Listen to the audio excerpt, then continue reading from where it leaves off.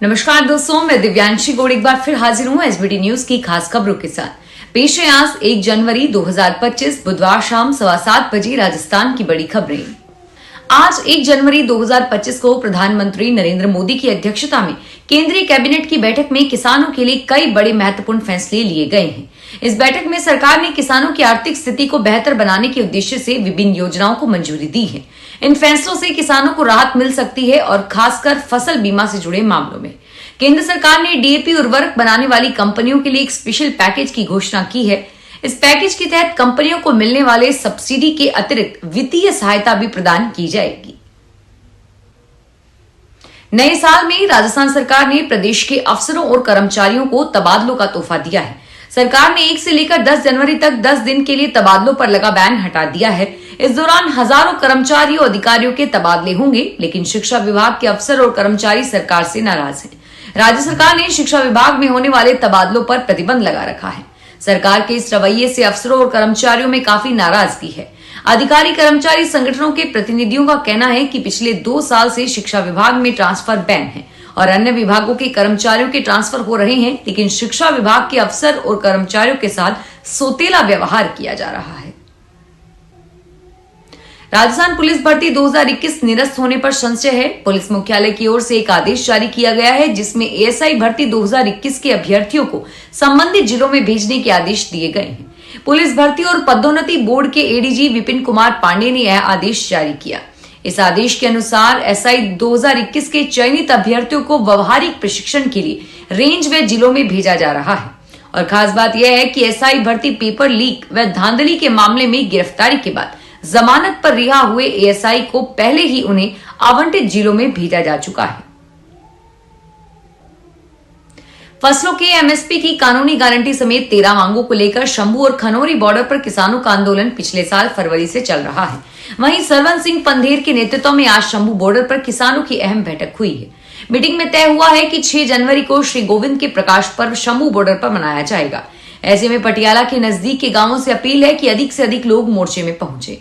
इससे किसान जत्थेबंदियों ने अपने कैडर सहित शामिल होंगी। और दूसरी विनती है कि पंजाब सरकार के केंद्र सरकार द्वारा जारी कृषि मार्केटिंग पॉलिसी के ड्राफ्ट को रद्द किया जाए।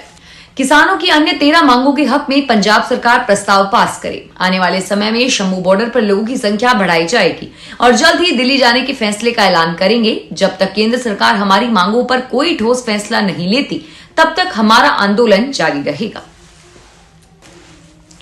राजस्थान के राज्यपाल हरिभाऊ बागड़े से प्रदेशवासियों को नववर्ष की शुभकामनाएं दी है। इस अवसर पर श्री बागड़े से बुधवार को बड़ी संख्या में आम और विशिष्ट जनों ने मुलाकात करके नववर्ष की बधाई और शुभकामनाएं दी। राज्यपाल ने सभी को बधाई देते हुए सभी के लिए मंगल की कामना की। दिल्ली प्रदेश भारतीय जनता पार्टी ने पूर्व मुख्यमंत्री अरविंद केजरीवाल से नववर्ष के दिन झूठ व कपट की राजनीति का परित्याग करने की अपील की।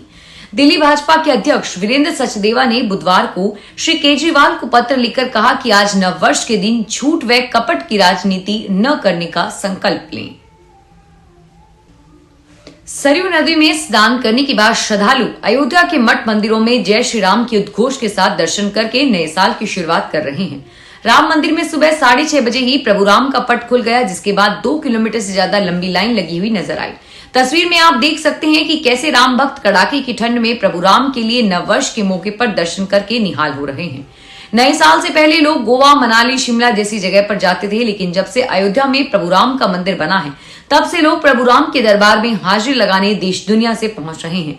यही वजह है कि नए साल का एंजॉय भी लोग अयोध्या में आकर कर रहे हैं। अयोध्या के होटल्स फुल हैं, गेस्ट हाउस फुल हैं और प्रभु राम के भक्तों से पूरी नगरी भरी हुई है।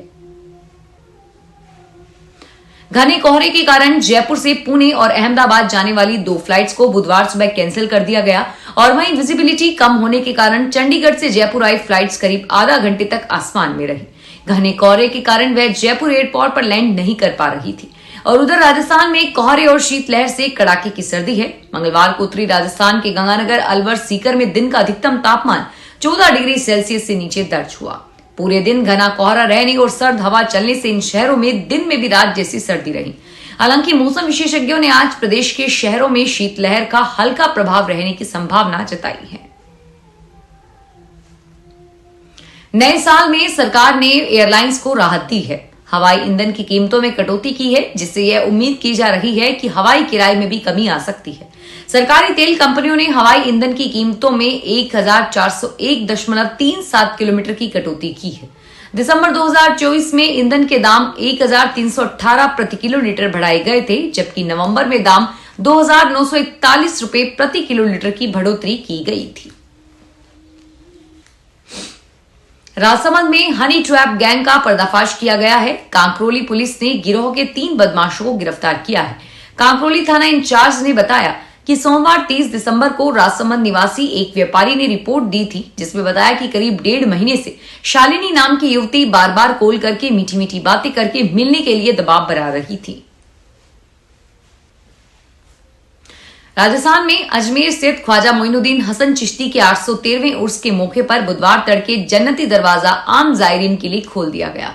दरगाह सूत्रों के अनुसार बुधवार को चांद रात पर चांद के दीदार होने के साथ ही 6 दिवसीय उर्स शुरू होगा। वहीं जन्नती दरवाजा भी खुला रहेगा। चांद नहीं दिखाई देने पर जन्नती दरवाजा बंद कर दिया जाएगा और आने वाले कल पुनः खोला जाएगा, जो उर्स में 6 दिन खुला रहेगा। बीकानेर के पूर्व राजघराने के संपत्ति विवाद को लेकर बीकानेर पूर्व की विधायक सिद्धि कुमारी को बड़ा झटका लगा है। कुछ समय पूर्व देवस्थान विभाग ने भाजपा विधायक सिद्धि कुमारी के पक्ष में फैसला दिया था, लेकिन अब उसी देवस्थान विभाग ने अपने ही फैसले को पलट दिया है, जिससे एक बार फिर राजश्री कुमारी के प्रभाव वाले ट्रस्ट को मजबूती मिल गई है।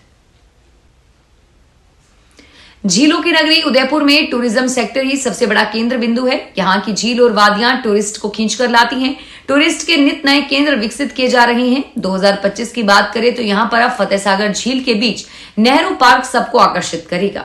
सज्जनगढ़ की तरहटी में लॉयन सफारी नया पॉइंट होगा और यही नहीं, आने वाले टूरिस्ट के लिए दक्षिण भारत की रेल यात्रा भी सुलभ होगी, क्योंकि इस साल नई ट्रेनें इस रूट पर अहमदाबाद से कनेक्ट हो जाएंगी। जयपुर के प्रतिष्ठित आर्ट सेंटर जवाहर कला केंद्र में लगातार हो रही चोरी की घटनाओं ने प्रशासन पर गंभीर सवाल खड़े कर दिए हैं। हालिया घटना नए साल की रात की है, जब जेके के सभी गेट्स पर लगी पीतल की नंबर प्लेटों को चोर उखाड़ कर ले गए। इन नंबर प्लेट्स पर दरवाजों की संख्या लिखी होती थी, जिनमें से अधिकांश अब गायब है। नए साल की रात चोरों से पहले चोरों ने मुख्य दीवार पर पीतल से लिखे गए जवाहर कला केंद्र के अक्षरों को उड़ा लिया। इसके बावजूद प्रशासन ने इस घटना की कोई शिकायत पुलिस में दर्ज नहीं कराई। प्रतापगढ़ शहर के गांधी चौराहे पर परिवहन और यातायात विभाग ने सड़क सुरक्षा सप्ताह के तहत नए साल के पहले दिन सड़क सुरक्षा के प्रति जागरूकता फैलाने के लिए अनोखी पहल की है। अभियान के तहत गांधी चौराहे पर वाहन चालकों को फूल देकर यातायात नियमों का पालन करने की समझाइश की गई। यह पहल कलेक्टर और एसपी के निर्देशानुसार सड़क सुरक्षा सप्ताह के अंतर्गत की गई। परिवहन विभाग के इंस्पेक्टर और यातायात प्रभारी के नेतृत्व में यह अभियान 1 माह तक चलाया जाएगा। फिलहाल इस बुलेटिन में इतना ही, और फिर हाजिर होंगे तमाम बड़ी खबरों के साथ। धन्यवाद।